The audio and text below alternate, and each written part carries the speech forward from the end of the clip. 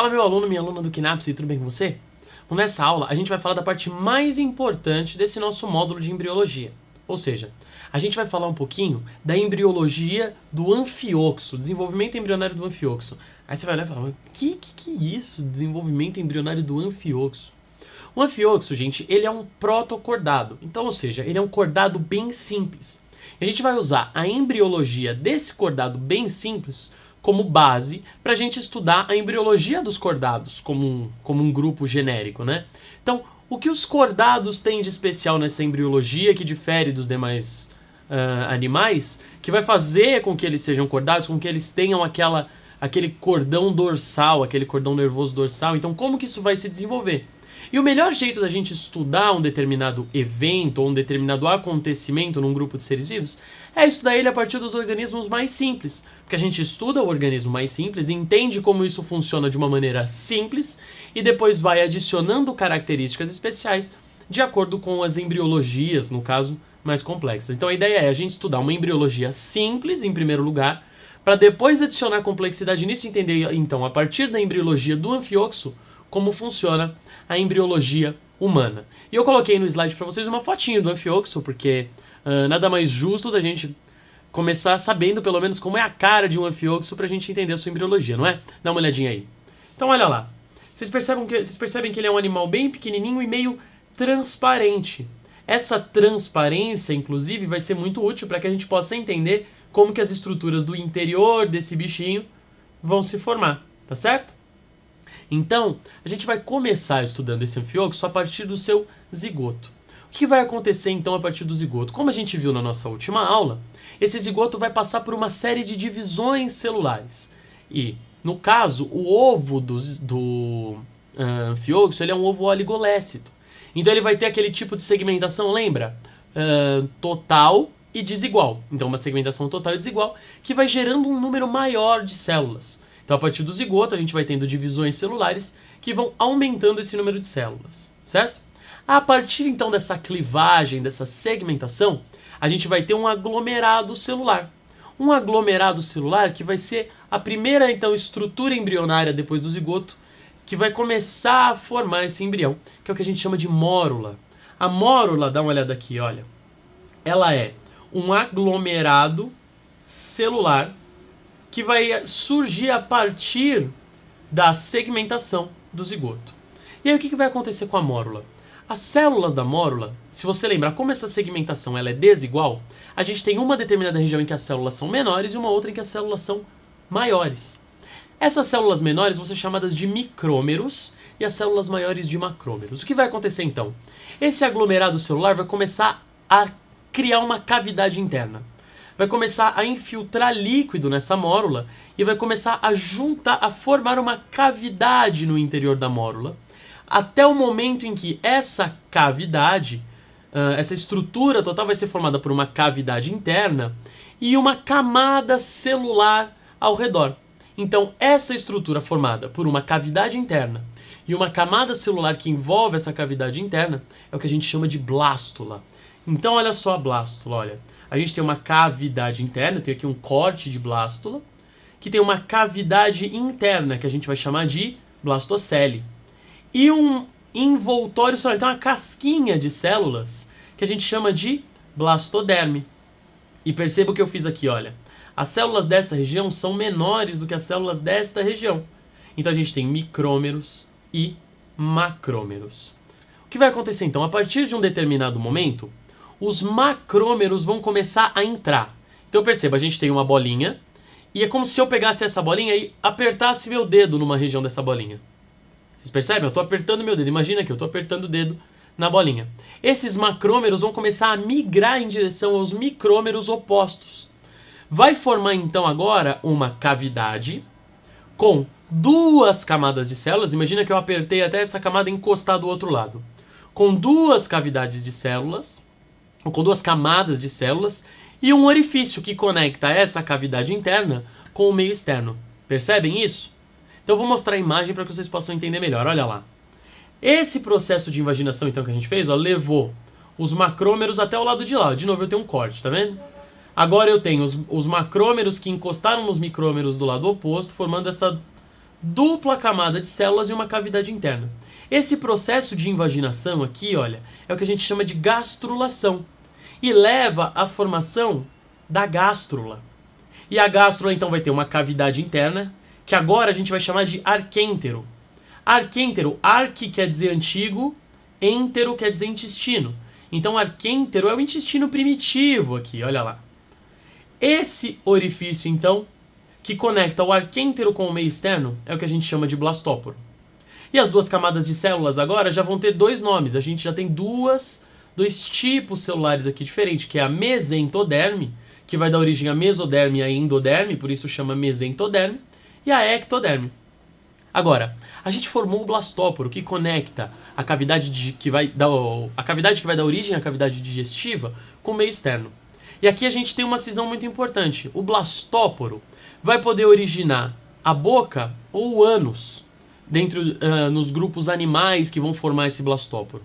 E isso vai dividir a classificação animal em proterostômios, que são os animais nos quais o blastóporo dá origem à boca, e deuterostômios, que é o caso dos cordados, como nós, e como é o caso do anfíoxo, no qual, nesses animais, o blastóporo vai dar origem ao ânus, tá certo? Então é muito interessante, o blastóporo, ele pode dar origem à boca ou ânus, isso serve para classificação animal. A partir da gástrula, o que vai acontecer? Imagina então que a gente tem aqui a gástrula com o blastóporo aqui, ó, tá vendo? Vocês estão olhando para o blastóporo. Então a gente estava olhando a gástrula assim, né? Um corte assim, de modo que a gente via o blastóporo lateralmente.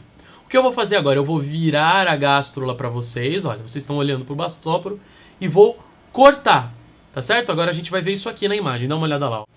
Então, olha, perceba aqui que a gente está olhando a partir de um outro plano de corte, ó. A gente vai olhar de frente para o blastóporo, esse outro plano de corte. E aqui na região dorsal do embrião, vai começar a se formar um achatamento, que a gente vai chamar de placa neural. E o que vai acontecer aqui, ó? Esse embrião vai começar a invaginar, e a ectoderme que está aqui, essa ponta, imagina aqui, isso aqui vai invaginando, essa ponta vai encontrar com essa ponta, e esse meio vai formar um tubo, olha só.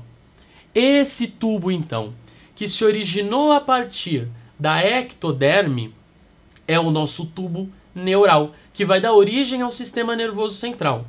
E você percebe agora, então, que a mesentoderme, nessa região, descolou da ectoderme, porque nesse processo de invaginação a gente formou o tubo neural. A mesentoderme, então, a gente vai chegar aqui nessa fase que a gente chama de neurula. E a mesentoderme aqui, ela vai começar a gerar 3 pontinhos de evaginação. E da mesma forma que a ectoderme gerou o tubo neural, olha só, essa ponta vai juntar com essa e vai formar um outro tubo aqui. Essa ponta vai juntar com essa e vai formar um outro tubo. E essa ponta vai juntar com essa e a gente vai formar outro tubo. Então a mesentoderme vai emitir 3 projeções aqui e vai formar 3 tubos. E esses tubos vão ser aqui, olha só, esse tubo, este tubo e este tubo.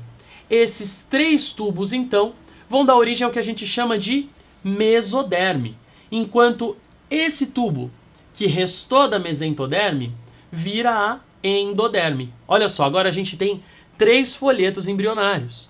3 folhetos embrionários. A ectoderme, que deu origem ao tubo neural. A mesoderme, que deu origem a 3 outros tubos. E a endoderme, que gerou um outro tubo sozinho. Então, olha só, o tubo neural vai dar origem ao sistema nervoso central. Esse tubo do meio, que vai estar colado aqui no tubo neural, é a notocorda, que é uma das características fundamentais dos cordados, tá vendo? A notocorda vai dar origem aqui, nos vertebrados, à espinha. A espinha dorsal, porque ela vai envolver o tubo neural e aí a gente vai ter um sistema nervoso, né, uma medula espinal que corre no centro dessa espinha dorsal, que é do sistema nervoso, e um sistema ósseo, que é a espinha dorsal, que vai ser originada a partir da notocorda. Por outro lado, olha só, esses 2 outros tubos originados de mesoderme são os somitos, que teoricamente vão envolver aqui, olha, os outros componentes interiores desse embrião e vão gerar um revestimento de mesoderme nesses órgãos internos aqui. E dentro vai se formar uma cavidade.